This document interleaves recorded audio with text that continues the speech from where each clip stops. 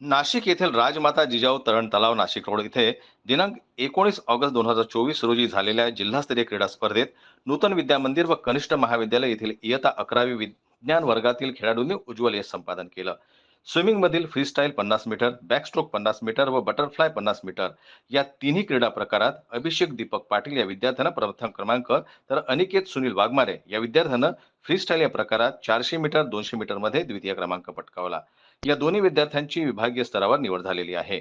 यासाठी कनिष्ठ महाविद्यालयाचे रमेश थविल सर, मनसुरी सर यांचे मार्गदर्शन लाभले. विद्यार्थ्यांनी मिळवलेल्या यशाबद्दल विद्यालयाचे प्राचार्य प्रभाकर चव्हाण सर, पर्यवेक्षक शरद देवरे सर, कनिष्ठ विभागाचे शैक्षणिक पर्यवेक्षक भगवान भोये, सर्व माध्यमिक व उच्च माध्यमिक शिक्षक शिक्षकेतर कर्मचारी यांनी कौतुक केले व पुढील यश संपादन करण्यासाठी शुभेच्छा दिल्या. जनमत लाईव्ह न्यूज करता बोरगावहून लक्ष्मण बागुल यांची रिपोर्ट.